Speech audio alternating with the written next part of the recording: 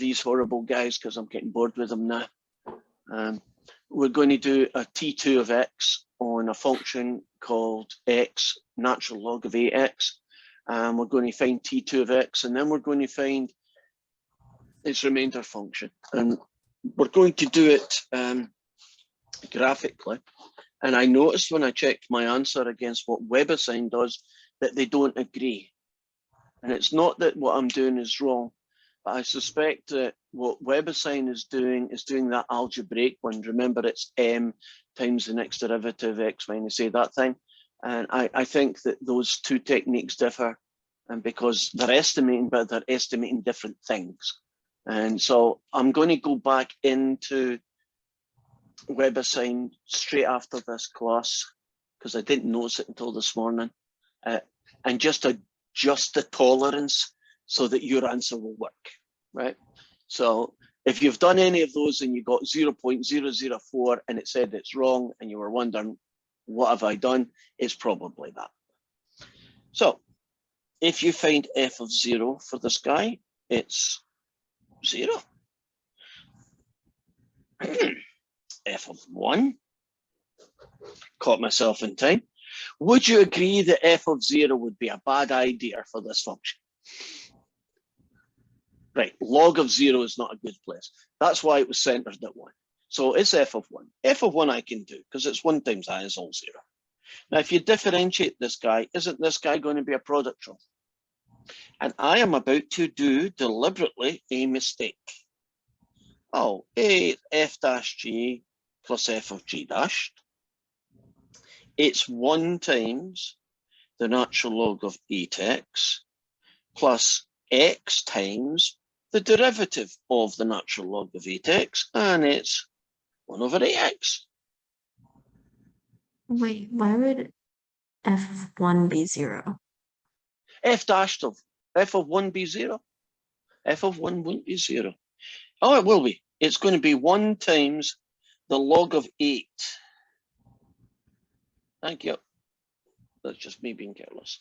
Right. That was a mistake. This guy here, I was still, I know what I was doing. I was still thinking of plugging 0 in there. So I thought log of 0 and 0 times it, whatever. Right. What's wrong with this?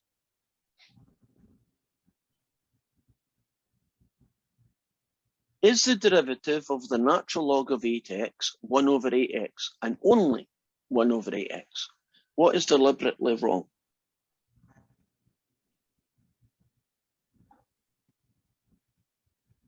Something's missing. 8 over 8x.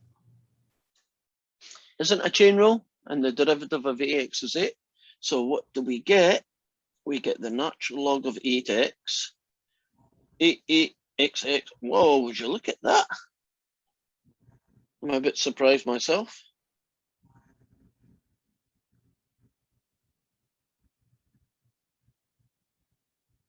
It is surprising, isn't it? Okay. F dash g, happy with that. F, happy with that. Derivative of this is 1 over 8x times x, happy with that. Okay. So the derivative at 1 is the natural log of 8 plus 1. Okay. Second derivative. Well, we've done this guy before. Isn't it 1 over 8x times 8, which gets you 1 over x? And so the second derivative of 1 is basically just 1. We can put all of this together and get our T2 of x. And our T2 of x is, for this particular question, is f of 1. The derivative of 1, x minus 1, for 1 factorial. And then the second derivative of 1, x minus 1 squared, over 2 factorial. And f of 1 is the natural log of 8. The derivative here is the natural log of 8 times x minus 1 over 1, so I won't write that down. And then it's 1 over x minus 1 squared over 2. And this is correct, and I'm pretty sure that WebAssign will take this. I just want to try something out here. That times that gets me x natural log of 8, and that times that gets me that fella. And this guy gets me 1/2 x minus 1 squared. And those kill each other off. So I think that's a slightly more elegant version of the answer. Would you agree? Normally I wouldn't foil these things out, but I guess occasionally you break your own rules. But would you agree that that is correct? I mean, if you plugged it in, WebAssign would be happy. But isn't that just prettier? Now, there's two pieces to that. One I'm not doing. Couldn't we plug the original function in and plug that guy in and do a nice little picture and see what they look like and how close it is, at least in the range 0.8 to 1.2. What I will do is find out what the error function, the remainder function would be for using this approximation in the range 0.8 to 1.2. And it's this fella, take away T2 of x. And this fella is x log x. And you take away this, you take away an x log 8, and then you take away this guy squared. Now, technically what we're looking for is the maximum value of this, right? And we've done this at least once, if not twice. Doesn't kind of common sense tell us that the worst case scenarios are always going to happen at the ends, right? The biggest answer is going to happen at the far ends, right? That's where they drift the most. So all I need to do is find the value of this at 0.8 and the value of this at 1.2. And one of these guys is going to be the biggest, and that's the error we're looking for. So I'm going to go ... and ... But just for argument's sake, this is totally made up.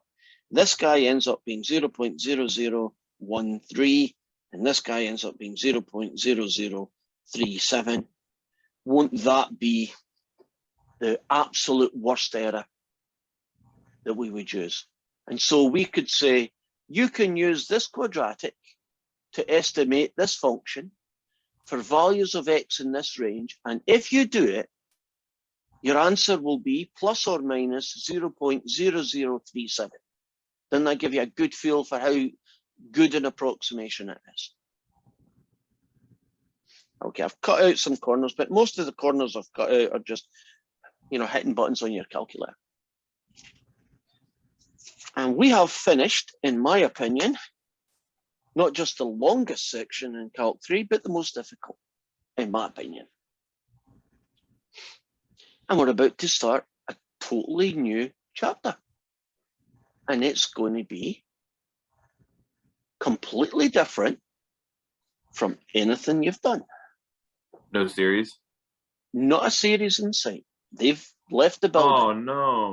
Yeah, they're gone. Although I'm not sure how sincere that oh no was. Somebody told me series comes back in like Calc 4 or something. Well, I teach Calc 4. I'm thinking through it. Not to, I was basically, I'm not saying that some people might introduce it, but I wouldn't. Oh, I know what can happen. Yeah. We do quarters and some places do semesters. So you have to be careful when you're applying to university that you know if it's a semester university or a quarter, because I think a lot of American universities do semesters. And that means that the numbering is different. You might have already encountered that. Their Calc 1 is our Calc 1 and Calc 2. And their Calc 2 is our Calc 3 and Calc 4. Actually, that gyps us a little bit because we do a lot more calculus in our 4 than they do in their Calc 1 and Calc 2. Because since we do quarters, isn't 2 quarters 20 weeks worth of work and a semester's about 16 weeks? So you can have a weird transition thing going on. If you go to a university and they say, we only need Calc 1, that will translate to you needing to have done Calc 1 and Calc 2. If they're a semester university, if they're a quarter, it's a perfect match. And if they want Calc 1 and Calc 2, do you realise you have to do Calc 4 then? And so that might be part of the issue. Molly, you were nodding. Is that something to do with a university you've been to or thinking of going to, I should say? Yeah, this class, I was trying to get like first semester of like their Calc 2, and it's, yeah, Calc 3, and it was like the transferring over, especially since there wasn't like a direct transfer, was like, oh, you're taking Calc 3, you don't have credit for Calc 2, so you can't take Calc 3. And I'm like, but that's not multivariable. Yeah. Were you talking at cross purposes? Because sometimes they don't realize that other places don't do what they do. Did it make sense? For instance, are you going to do Calc 4 to make them happy? It ended up working out, and I'm Okay. transferring back at semester anyway, so. All right. So not such a big one, but you can be caught out, unfortunately. Right, so we're going to do curves defined by parametric equations. That's where we're at. Let me get this guy back in. There we go. I didn't plan enough, so that's parametric equations. Kind of fun. I like this because it is very visual. So let's give you a brief rundown of functions. That is a type of function that you've met, oh God, way back. And it's pretty adaptable, right? You get guys that look like that. An example of it could be, x squared sine x, right? That's probably the functions that you spend almost all your time doing. These are just direct ones, all right?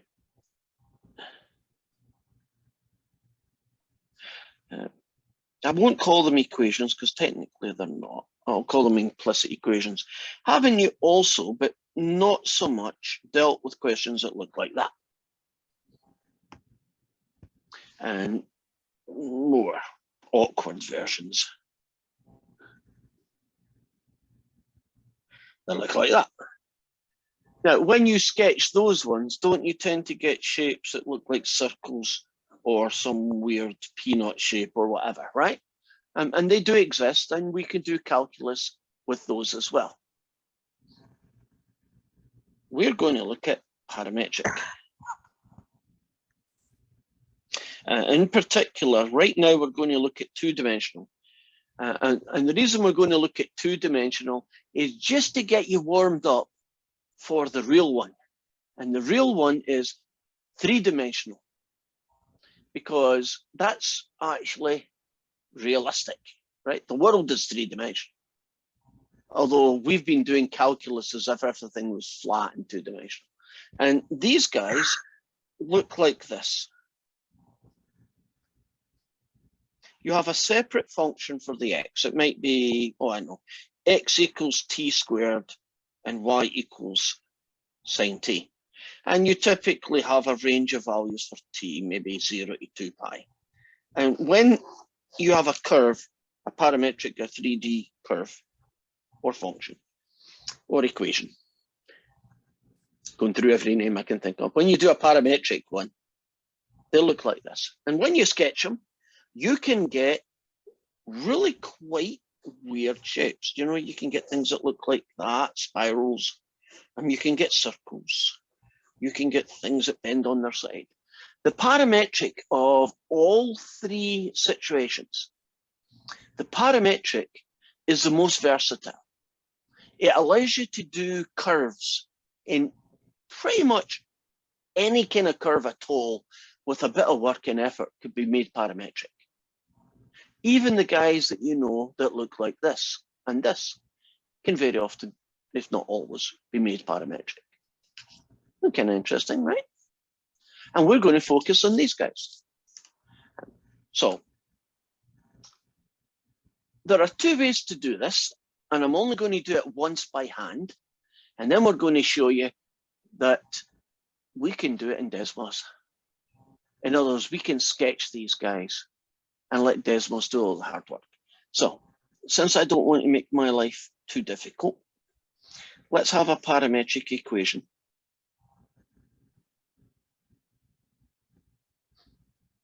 Looking like that. And let's say that t goes from 0 to 5. And I would like to sketch that parametric equation by hand. So what you would do is you'd set up a table of values, and you'd have one extra guy called t.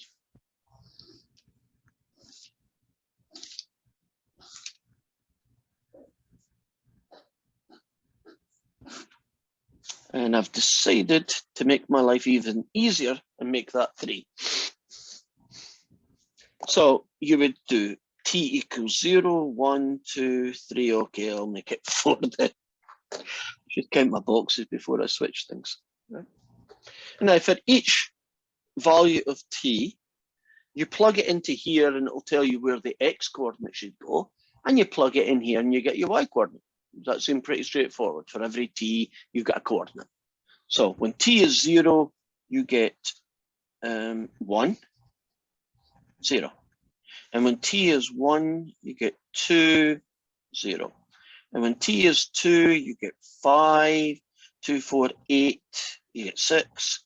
When it's 3, you get 10, and you get 90. And 4, you get 17, and you get 60. That can't be right. That's not 90. That's 27, that's 24. That's better. And when you plug in 4, you get 64, you get 60. Okay. And you then would create your usual Cartesian graph. And I'm probably not going to plot that because it's too big. And you go 1, 2, 3, 4, 5, 6, 10, and 5, 10, 15, 20, 25. Pick some kind of scale that works. So, and then you plot the points. And when t equals 0, it's at 1, 0, which is here.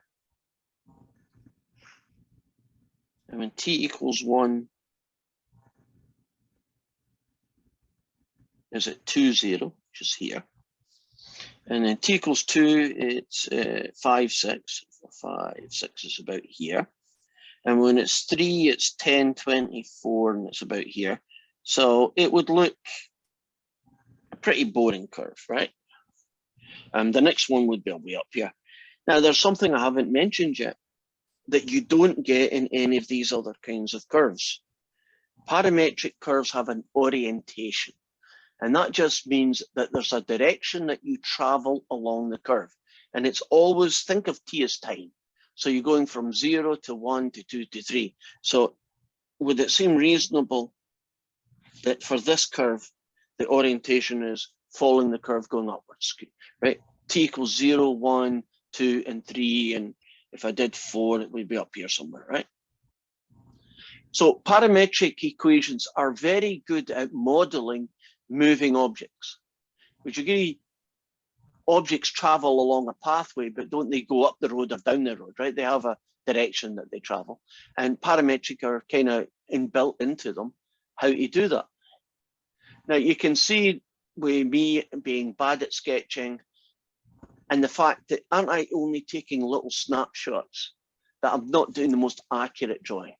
If I really wanted to sketch that, shouldn't it be done by a computer? Wouldn't it be nice if Desmos could do it? So, fingers crossed, because I only set it up earlier today.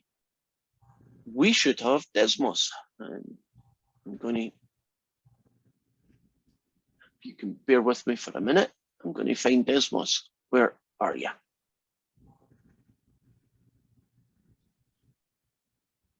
Almost ready.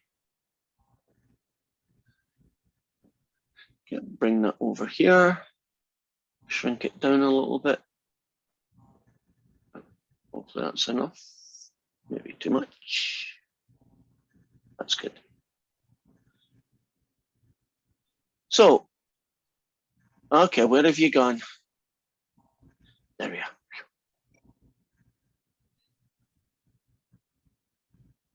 This is 163.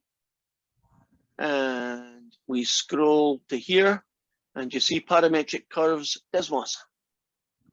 Fingers crossed. Hit it. Are you looking at Desmos? Now, I've just copied someone else's information, but that's fine. Or maybe it's there. I'm trying to do a compromise. If you want to do a point in Desmos, you just do a coordinate. Now, this fella down here, I'm using him as our template. So ours was x equals t squared plus 1. So in this bracket here, you put t squared plus 1. And you don't do a capital. You do a little t. There you go. And this one here, it was t cubed minus t. T cubed, take away t. And down here, what was it, 0 to 4?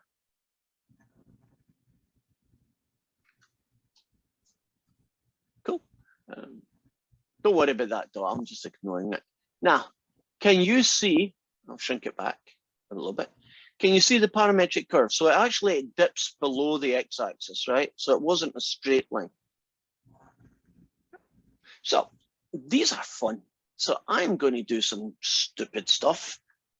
Let's do the sine of t squared plus 1. And let's make this guy the cosine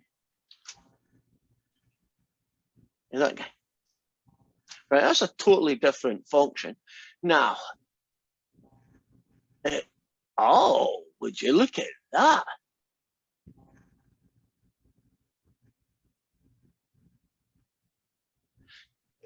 That looks really unfun to integrate.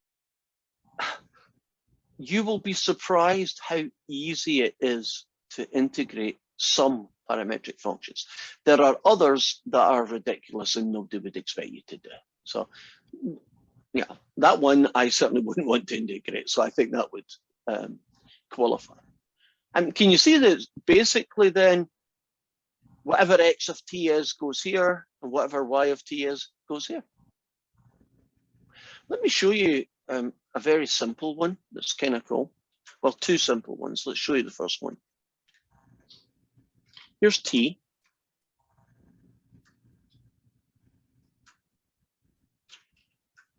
And t.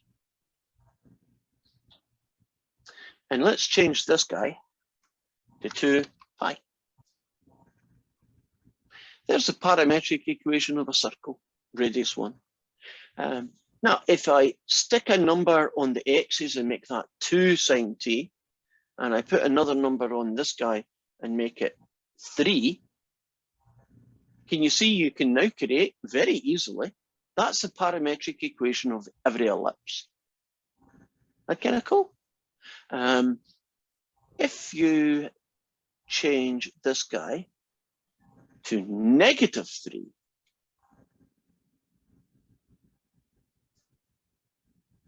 same ellipse. So you might think, what's happened? Unfortunately, the orientation is not shown like Desmos. I don't know if there's another software out there that would do. Orientation is, yeah, are you going round it this way? Or are you going round it that way? So you're going to get questions where you're asked to sketch it. That's going to be the easy bit. Won't you plug it in here, right? Then you have an orientation issue because they're going to give you 2 ellipses. One is going to be going the arrow, there's going to be a little arrow pointing on it saying go round this way. And then the other one's going to go the other way. Has anybody got any numerical way that you can decide on orientation? I can think of a numerical way, but I can also think of a way that Desmos will do it. I would love to hear it. Show me. Or tell me. So if you go down to the bar below, you can write t equals, and it'll give you the option to add a slider. Okay. It should give you an option to add a slider. I don't know why it isn't. Oh. And if you add a slider, you could then slide between the values 0 and Oh, 2 and you pi. can see it draw. Yeah.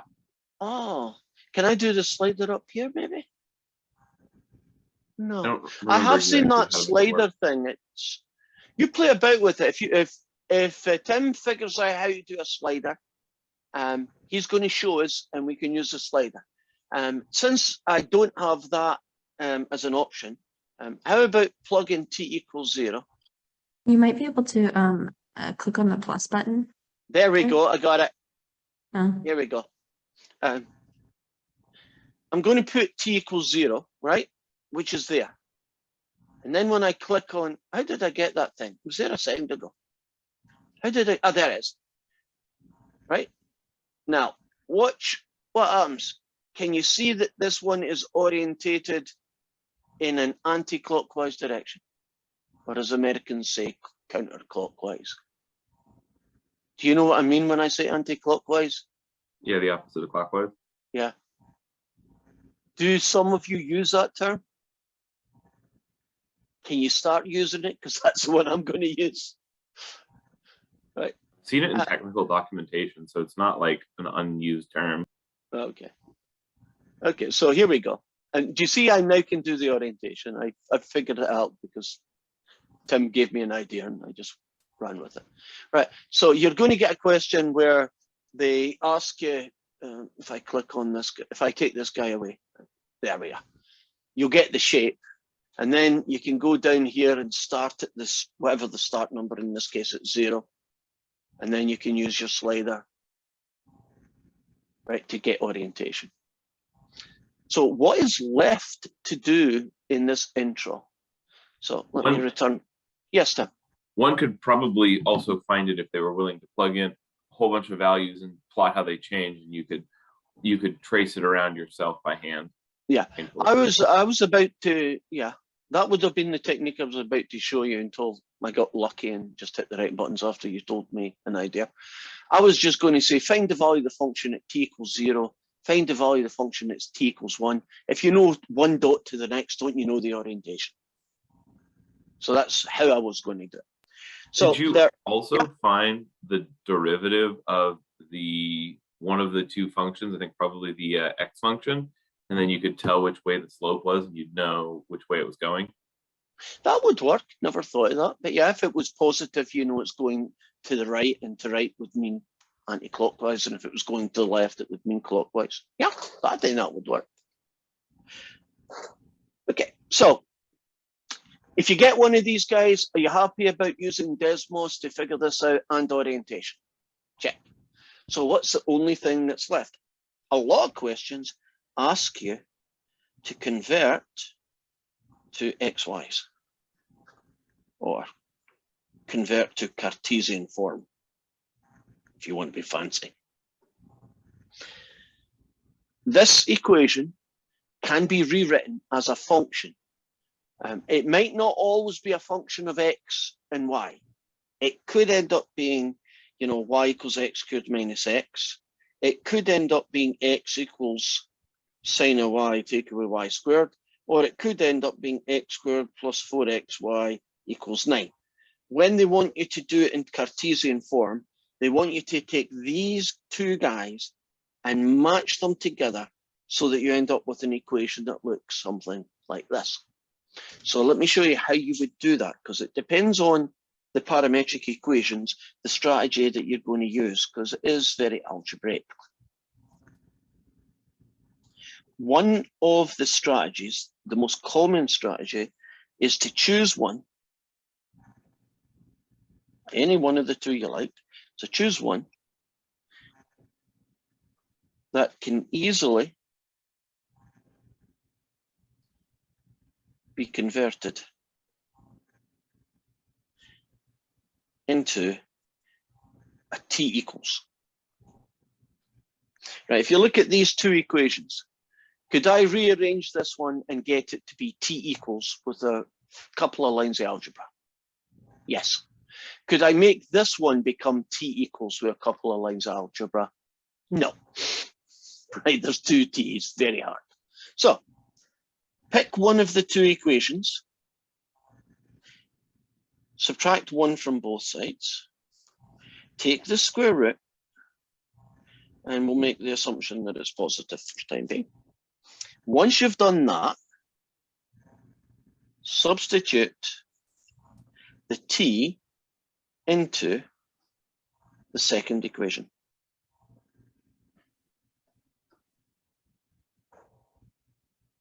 So y equals t cubed take away t now becomes the square root of x minus 1 cubed take away the square root of x minus 1. And you have now converted it. Does that seem a reasonable strategy for converting parametric into Cartesian form? Right. Now, sometimes there are different Could situations. you rewrite that as x minus 1 to the 3 house power? Yes. If you want to do that, I guess you could call that a half. You could also pull out a square root of x minus 1 as a common factor and leave x minus 1 minus 1, and it would turn into x minus 2. There's lots of different permutations. I think as long as you get it into that form, what you do after that, I don't care. I'm hoping that WebAssign will understand this version and you don't need to anymore. But there are some situations where this strategy doesn't really work. This is an ellipse. I happen to know that. If you ever get a combination of sines and cosines like we have here, or secants and tangents also work, you can convert them to Cartesian by squaring both.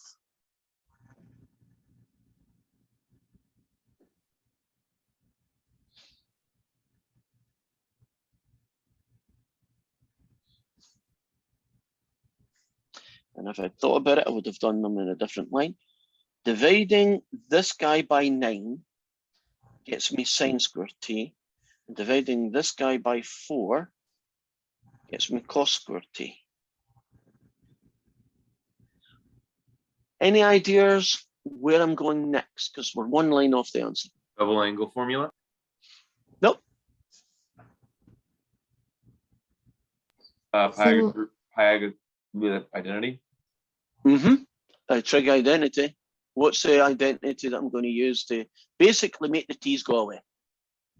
Is it sine squared minus cosine squared equals 1? Almost, plus cosine squared equals 1. So it's going to be this guy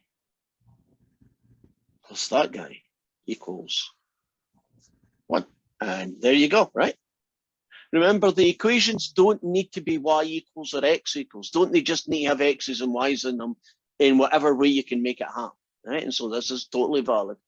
In fact, can you see an ellipse now a little bit better? You recognize that as the equation of an ellipse. Of course, you can also get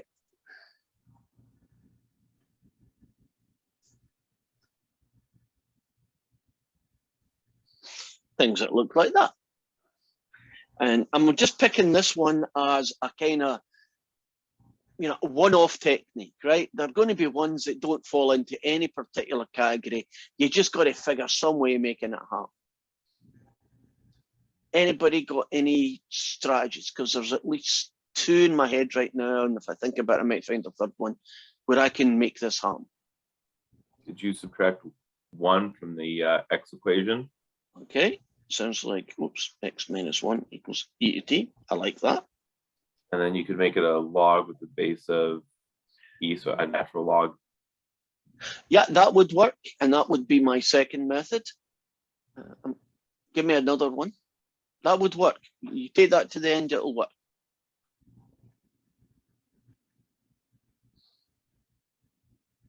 It would just look really ugly, but it would be correct. Could you square the x equation? And then subtract the two equations? Oh, that's a third way. I thought you were going to say this. Isn't Oh. e to the 2t just e to the t squared? Oh, yeah. But what you said before, right? That right, we found 3 ways of doing it. Now, what could happen? Couldn't you have 3 different answers to the same question? Because your approaches might end up algebraically looking different from each other just because of what what you ended up with. But the question didn't say, give me, a specific answer. Didn't it just say, get me one that works? And so whatever one works is fine. Any questions so far? Would you agree this is totally different from sequences and series? And in a way, isn't that nice? It's something fresh, something different, something quite visual. So I'm going to do something in a second once I figure out where the heck I am. Right, view. Here we go. Just show you what the homework looks like. So clicking on this one and this picture, and I think we're here. Right. Question 1 is, here is your parametric equation. If t equals -2, can you imagine, I'm not even going to attempt to do this answer, but can you imagine the answer is 5, -8, something or something, right? So you just find the coordinates, find the coordinates, find the coordinates, find the coordinates. Wouldn't that just be grab your calculator and start hitting buttons? I mean, there's nothing, as far as I can tell, there's nothing that weird going on. Right, now this is a more typical question. Here is your parametric equations. There's your start and finish value. And it's that curve, or it's this curve, or it's this curve, or it's this curve. You see they've got an orientation thing going on there. So you would plug that into our Desmos, do that little slider trick, and one of those pictures would be right. And that's the end of the question. In this one, here is your parametric again. From here to here, one of these choices ends up being the right one. Here's another one. Right. I mean, if you do Desmos, won't you shoot through this in 10 minutes?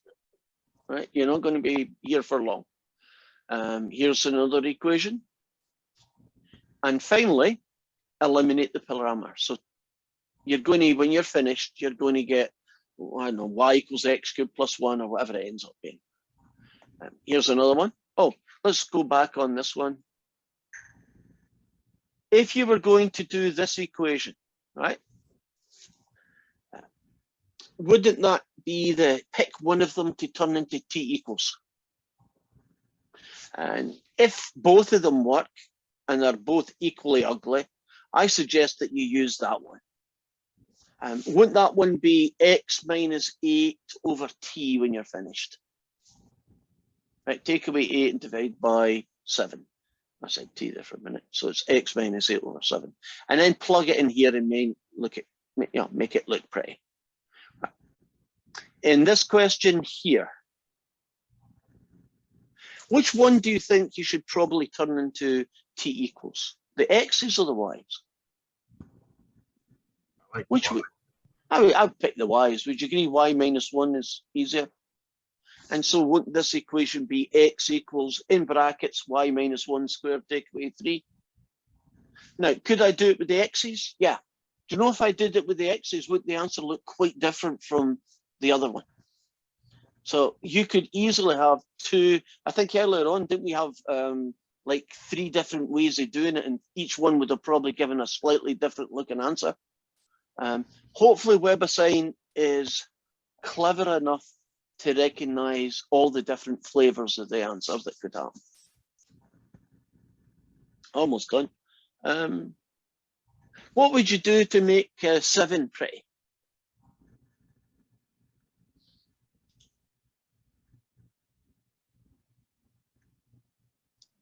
Probably do the Y one first. Oh, nothing wrong with that. It's just, and it'd be correct. No, my brain has went the other way. I'm thinking t equals x squared, so y equals 7 minus x squared. Just because it looks prettier, but you know, it's not that it's wrong to go the other way. It's just a different, but the right answer. Yeah, sure enough. Ah, do you recognize the version that I did earlier today? Right. So to make that work, won't you have to square both of them and then add them together?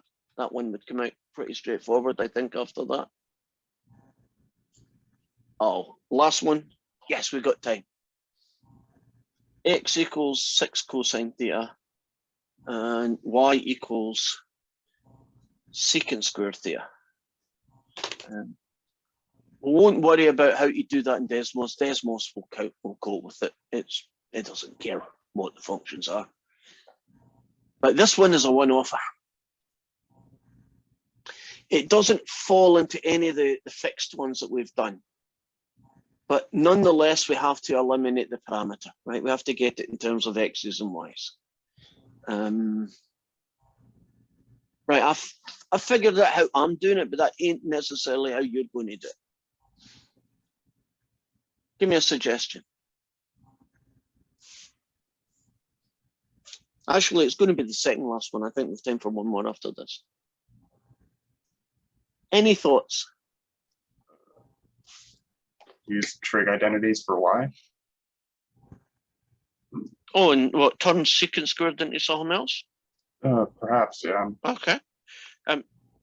Do you know that secant squared is the same as 1 over cos squared?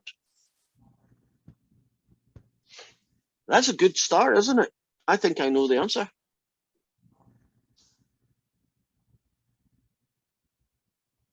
If y is 1 over cos squared theta and x is cosine theta, can you see where we're going?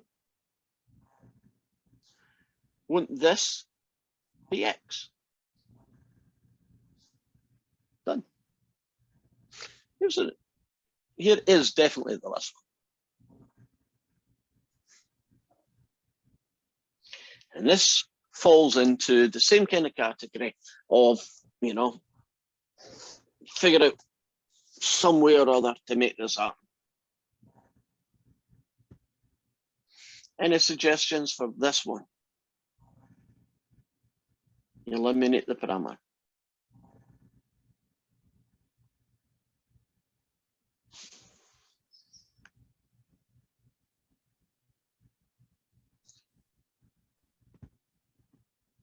Would you just over in? Like you make x into a fraction? It could be correct. Are you thinking, don't want to put words into your mouth. Are you thinking like that? No, I was thinking x equals 1 over e to the 6t. Oh, and then you just okay. put x equals 1 over y. Like it. That works, doesn't it? Yeah. If you did this version, wouldn't y become 1 over x? Aren't they both correct and actually equivalent? So you might get 2 answers or 3 answers, and I hope to God that WebAssign is happy with both, because aren't both equally correct? Just different. And say your last name and bye-bye, and that's perfect.